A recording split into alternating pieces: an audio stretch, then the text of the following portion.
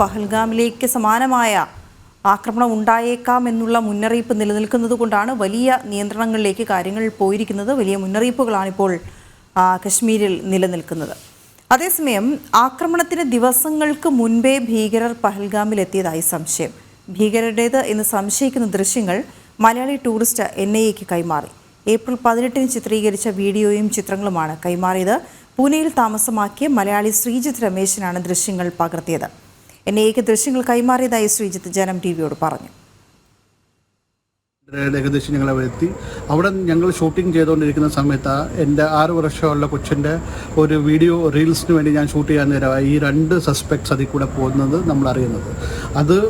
ഞങ്ങൾ അത് കഴിഞ്ഞിട്ട് അവിടുന്ന് ശ്രീനഗർ, ഗുൽമർഗ് എല്ലാം കറങ്ങി തിരിച്ചു പൂനെയിൽ 24-ാം തീയതി വന്നത്.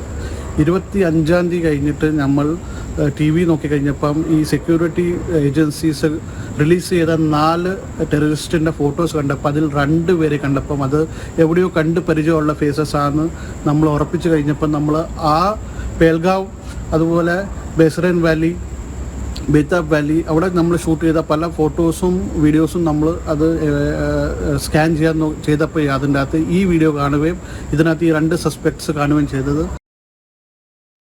ശ്രീജിത്ത് നമ്മോടൊപ്പം ടെലിഫോൺ ലൈനിലും ചേരുന്നുണ്ട്. ശ്രീജിത്ത്, ഇത് ദിവസങ്ങൾക്ക് മുൻപേ തന്നെ നിങ്ങൾ പകർത്തിയ ദൃശ്യങ്ങളാണ്. പക്ഷേ അതിൽ ഇപ്പോൾ ഈ ഭീകരാക്രമണം നടത്തിയ ഭീകരർ ഉൾപ്പെട്ടിട്ടുണ്ട്, അത് അവരുടെ ദൃശ്യങ്ങൾ അതിൽ പതിഞ്ഞിട്ടുണ്ട് എന്നുള്ളതാണ്. അത് വ്യക്തമായിരുന്നോ? NIAക്ക് കൈമാറിയതിനു ശേഷം അവരുടെ ഭാഗത്ത് നിന്ന് എന്തെങ്കിലും അറിയിപ്പുണ്ടായോ? NIA ഇന്നലെ മുംബൈ ഹെഡ് ഓഫീസിൽ എന്നെ വിളിച്ചായിരുന്നു. അത് വിളിച്ചിട്ട് ഓൾമോസ്റ്റ് 5 മണിക്കൂറോളം അവരുടെ സീനിയർ ഓഫീസർ SP അത് വളരെ ഡീറ്റെയിൽഡ് ആയിട്ട് പല കാര്യങ്ങൾ എന്നൊക്കെ ഡിസ്കസ് ചെയ്ത് അതനുസരിച്ചിട്ട്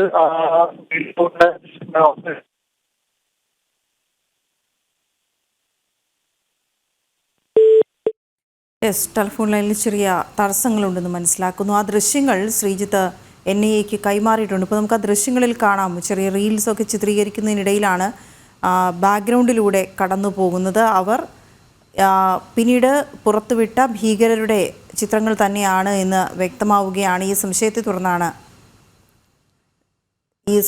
തുടർന്നാണ് ശ്രീജിത്ത് ഇത് NIAക്ക് കൈമാറിയത്. തുടർന്ന് NIA ദൃശ്യങ്ങൾ പരിശോധിച്ചു എന്ന് വേണം മനസ്സിലാക്കാൻ.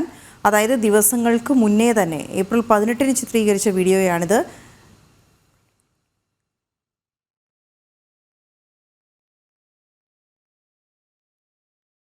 അതിൽ നമുക്ക് കാണാൻ കഴിയുന്നുണ്ട് ആ കുട്ടിക്ക് പിന്നിലൂടെ കടന്നു പോകുന്ന 2 പേർ.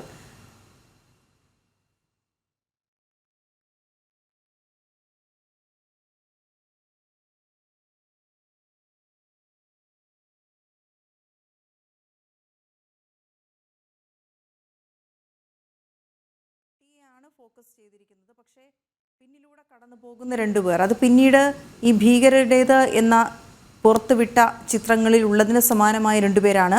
അത് അവർ തന്നെയാണോ എന്ന് പരിശോധിക്കേണ്ടിയിരിക്കുന്നു. ദിവസങ്ങൾക്ക് മുന്നേ തന്നെ, അതായത് ഏപ്രിൽ 18 തന്നെ ഇവർ ഇവിടെ എത്തുകയും മുന്നൊരുക്കങ്ങൾ നടത്തുകയും ചെയ്തിരുന്നു, അല്ലെങ്കിൽ അനുകൂലമായ സാഹചര്യം നോക്കിയിരിക്കുകയായിരുന്നു എന്ന് വേണം മനസ്സിലാക്കാൻ. അപ്പോൾ ഈ വിവരങ്ങളൊക്കെ ഒരു പക്ഷേ NIA വിലയിരുത്തുന്നുണ്ടാകും എന്ന് തന്നെയാണ് മനസ്സിലാക്കാൻ കഴിയുന്നത്.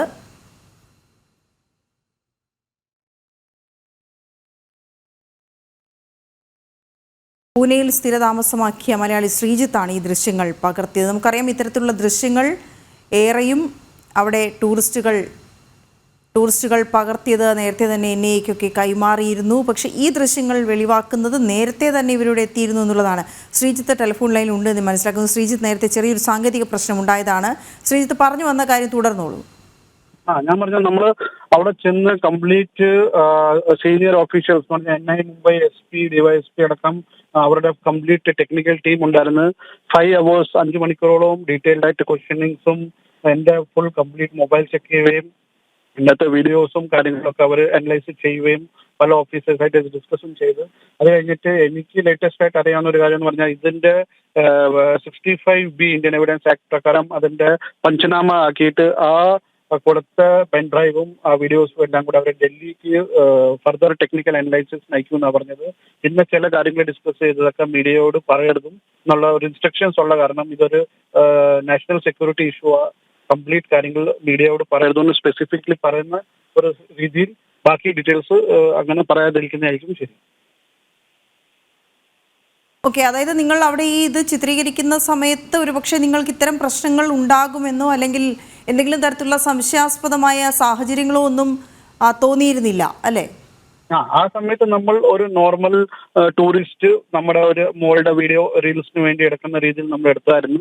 പക്ഷെ അത് ഇങ്ങനെ ഒരു ഭീകരകൾ അല്ലെങ്കിൽ ഒരു ടെററിസ്റ്റ് അതിനകത്ത് വരും നമ്മൾ ഒരിക്കലും പ്രതീക്ഷിക്കുന്നില്ല. ഞാൻ പറഞ്ഞ പോലെ നമ്മൾ വീട്ടിൽ തിരിച്ച് പൂനെ എത്തിക്കഴിഞ്ഞിട്ട് ഈ സ്കെച്ചസ് സെക്യൂരിറ്റി ഏജൻസികൾ പുറത്ത് വിട്ട് കഴിഞ്ഞപ്പോൾ ആ ഫേസസ് റെക്കഗ്നൈസ് ചെയ്ത് ഇവരെ നമ്മൾ ക്ലോസ് ആയിട്ട് കണ്ടിട്ടുണ്ടല്ലോ എന്ന് പറഞ്ഞിട്ട്, പിന്നെ നമുക്കറിയാലോ അറ്റാക്ക് പേൽഗാവിലായ കാരണം ആ പേൽഗാവും അതിൻ്റെ അടുത്തുള്ള ഫോട്ടോസും വീഡിയോസും നമ്മൾ ചെക്ക് ചെയ്ത് കഴിഞ്ഞപ്പോഴാണ് നമുക്ക് അതിൻ്റെ അകത്ത് അത് ഡിറ്റക്ട് ആകുന്നത്. തുടർന്ന് ഈ ദൃശ്യങ്ങളിൽ കണ്ടപ്പോൾ മനസ്സിലാവുകയായിരുന്നു, അതായത് ഈ ഭീകരരുടെ ദൃശ്യങ്ങളാണെന്ന് മനസ്സിലാവുകയായിരുന്നു, അതോ ഈ ഭീകരരുടെ ദൃശ്യങ്ങൾ ഇതിലുണ്ടായേക്കാം എന്നുള്ള സംശയത്തിൽ നിങ്ങൾ ചെക്ക് ചെയ്യായിരുന്നോ? അപ്പം ഞാൻ ഇതിൻ്റെ അകത്ത് പറയേണ്ട കാര്യം എന്ന് പറഞ്ഞാൽ, നമ്മൾ ഒരു വീഡിയോ ഒരു മോളുടെ ഒരാളെങ്കിലും ഷൂട്ട് ചെയ്യുമ്പം ആരെങ്കിലും ഫ്രെയിമിലോട്ട് വരുമ്പോൾ നമ്മളത് ഡിസ്ട്രാക്ട് ആകുമ്പോൾ ഞാൻ അയാളെ സ്റ്റെയർ ചെയ്തു എന്ന് പറഞ്ഞാൽ, ഒരാൾക്ക് ഒരു നോർമൽ ഒരു പ്രാക്ടീസ് അല്ലെങ്കിൽ ഒരു നോർമൽ ആൾ ചെയ്യുന്നതെന്ന് പറഞ്ഞാൽ ഒരാൾ ഷൂട്ട് ചെയ്യുമ്പോൾ മുന്നിൽ പുറകെ കൂടെ പോവാ അല്ലെങ്കിൽ അവർ വെയിറ്റ് ചെയ്യുവാണ് ചെയ്യുന്നത്. പക്ഷെ ഇവിടെ എന്ന് പറഞ്ഞാൽ അവർ ഒന്നും അറിയാത്ത രീതിയിൽ അവർ ഡയറക്റ്റ് ഫ്രെയിമിൽ കൂടെ വന്നു. അത് കാരണം നമ്മൾ അവരെ ശ്രദ്ധിച്ചു നോക്കി, ഇതാരെ ഇങ്ങനെ ഒരു നോർമൽ ഒരു കോമൺ ഇതില്ലാതെ അവർ ഡയറക്റ്റ് ഫ്രെയിമിലോട്ട് വന്നല്ലോ എന്ന് നോക്കി. കാരണം അവരുടെ ആ ഫേസ് നമുക്ക് നല്ല രീതിയിൽ നമ്മുടെ മൈൻഡിൽ ഉണ്ടായിരുന്നു. പിന്നെ ഇങ്ങനെ ഒരു അറ്റാക്കിന്റെ ഫോട്ടോ വന്നപ്പം അത് നമുക്ക് പെട്ടെന്ന് നമുക്ക് ക്ലിക്ക് ചെയ്യാൻ കഴിഞ്ഞ്, അയ്യോ ഈ ഫേസ് നമ്മൾ എവിടെയോ കണ്ടിട്ടുണ്ടല്ലോ, അത് പെട്ടെന്ന് കണ്ടിട്ടുണ്ടല്ലോ എന്ന് തോന്നിയ കാരണം നമ്മൾ ആ വീഡിയോസ് ഇരുന്ന് സെർച്ച് ചെയ്തത്. ഞാനും വൈഫും കൂടെ രാത്രി 1-1:30 വരെ ഇരുന്നിട്ട് ആ ഫോട്ടോസ് സെർച്ച് ചെയ്തത്. ബിക്കോസ് അത്രയ്ക്ക് നമുക്ക് തോന്നി ആ ഫേസ് നമ്മൾ കണ്ടിട്ടുണ്ടല്ലോ എന്ന് തോന്നിയ കാരണം ഞങ്ങൾ രാത്രി 1-1:30 വരെ ഇരുന്നത് സെർച്ച് ചെയ്ത് കഴിഞ്ഞിട്ടാ രാവിലെ NIക്ക് ആ ഇൻഫർമേഷൻ കൊടുത്തത്.